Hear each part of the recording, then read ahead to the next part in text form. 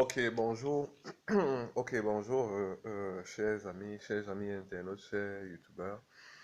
Ok, aujourd'hui, on va parler, comment dire, de la corruption et comment résoudre les problèmes liés, comment dire, des problèmes impossibles, tels que peut-être des problèmes liés à la corruption, des problèmes liés à la sorcellerie. Ok, sans tarder, on va y aller parce que la plupart des cas qu'on retrouve en justice qui sont, comment dire, qui ne sont pas réglés sont la plupart du temps des problèmes liés à la corruption et des problèmes liés à la sorcellerie. Donc nous allons commencer par les problèmes liés euh, à la corruption. Donc nous savons tous ce que c'est que la corruption. Il peut y avoir plusieurs sortes de corruption. En fait, la corruption a trois connotations. La première connotation, c'est, comment dire, euh, c'est, comment dire, monnaie pour être intouchable. La deuxième connotation, elle peut être morale. Donc, c'est que, comment dire, bon, je vais expliquer la première connotation, c'est, elle peut être, la deuxième connotation peut être morale. Et la troisième connotation peut être du fait des églises. Donc, ça, c'est les trois. Dans la première, qui est, comment dire, monnaie pour être intouchable, par exemple, je viens dans un bureau, je ne peux pas avoir accès au service, peut-être parce que c'est normal, ou peut-être parce que, ça veut dire que quoi, l'employé est véreux. Donc, de ce fait, je donne de l'argent, par exemple, pour faire avancer les dossiers. Ou par exemple, je viens devant une fille, parce que je ne peux pas la voir, je monnaie et je peux avoir accès à son corps. Dans les familles même, ça s'observe parce que j'ai une amie qui est greffière. Elle dit que la corruption a atteint son paroxysme. C'est-à-dire que même dans les ménages, cela s'observe. Et sûrement, eût été le fait qu'elle voulait, comment dire, entrer à la fonction publique, ça aurait été peut-être son mémoire. Parce qu'elle aussi, elle a observé la corruption, comment dire, dans les ménages, entre frères et sœurs. Je ne peux pas parler de quel genre elle a observé. Donc, en fait, comment dire, dans la corruption du fait de l'argent, comment dire, il y a, on peut résoudre ça très facilement. Donc, c'est vrai que celui qui corrompt, c'est quelqu'un souvent de très puissant. C'est vrai qu'avec de l'argent, il est intouchable. Donc, il peut peut-être voler, tuer, ou je sais pas quoi.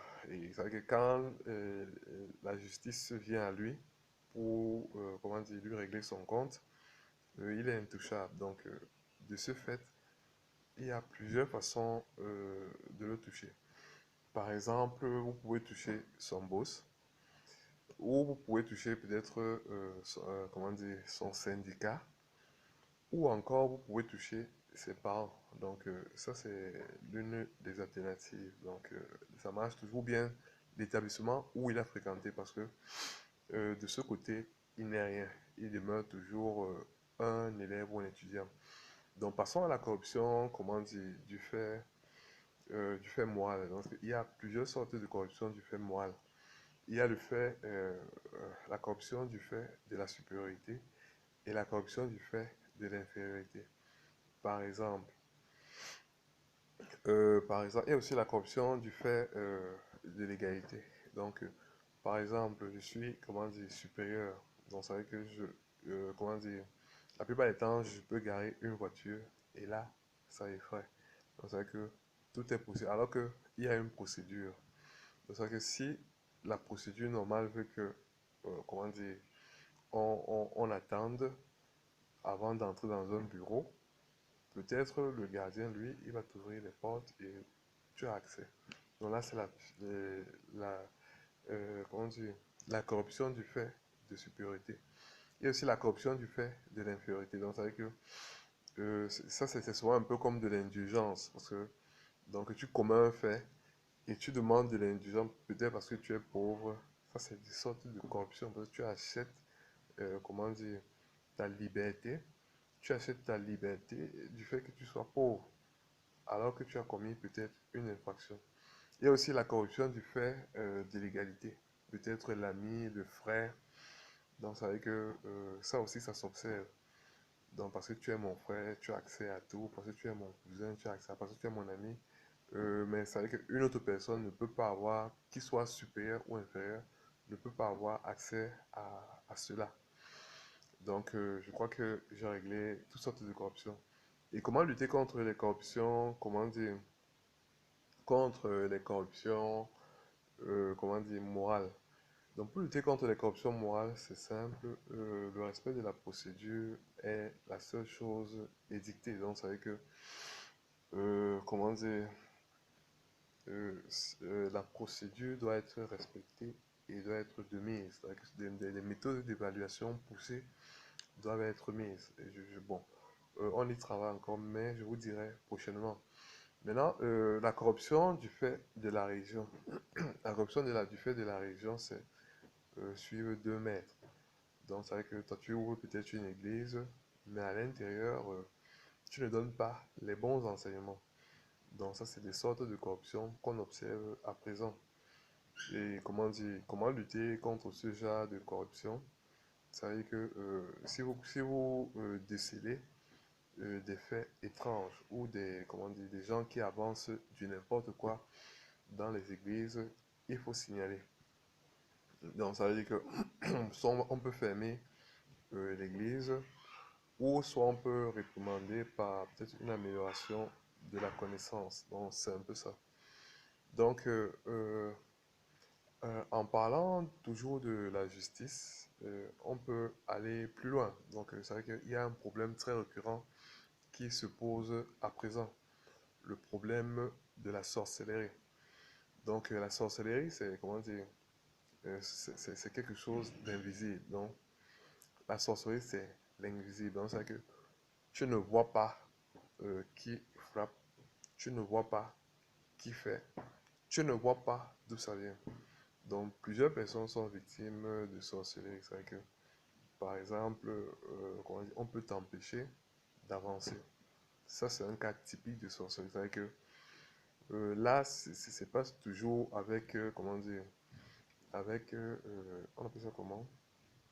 Avec l'esprit. C'est vrai que moi, je viens dans un quartier, je raconte des faux témoignages et toi, comment dire, tu n'arrives pas à avancer.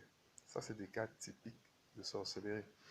Donc, de deux, comment dire, il y a aussi la sorcellerie par l'esprit. Donc, parce que la sorcellerie par le fait de l'empêchement, donc c'est que tu racontes des trucs, la calomnie, ouais. Donc, c'est que la plupart des gens qui agissent comme ça veut dire qu'ils sont allés chez un marabout, ils ont vu, et ça, c'est le moyen qu'ils utilisent. Ça, c'est toujours des cas de sorcellerie, parce que la voyance est, comment dire, dommageable. En fait, la voyance est interdite. Donc, c'est un peu ça. Donc, ça aussi, c'est des cas de sorcellerie, parce que la personne a vu ton prodige et il essaye de te, comment dire, de te casser ou de te couder. Donc, ça, c'est une sorte de, euh, c'est un fait de serpentin. Donc, si vous cherchez le mot, vous allez dans, c'est des coudes. Les enfants appellent ça couder. Donc, donc au-delà, donc, j'étais en train de parler de sorcellerie. Il y a maintenant la sorcellerie par l'esprit. Donc, la sorcellerie par l'esprit, c'est dans le but, comment dire, de ralentir la personne dans son essor, dans le but de tuer ou comment dire, dans le but de faire du mal à toute sa famille. Donc, c'est vrai que de tuer tout le monde dans la famille, comment dire, on attaque peut-être une personne et on sait l'impact. Peut-être si la personne est puissante, comment dire, ça va déranger. Et souvent, les faits de sorcellerie, les gens qui font la sorcellerie s'attaquent toujours aux prodiges. Et la plupart des temps, les gens qui en sont victimes finissent toujours, la plupart des temps, ils sont fous. Donc, ceux dont la sorcellerie a abouti, ils sont fous ou ils meurent. Donc, il y a plusieurs façons de procéder.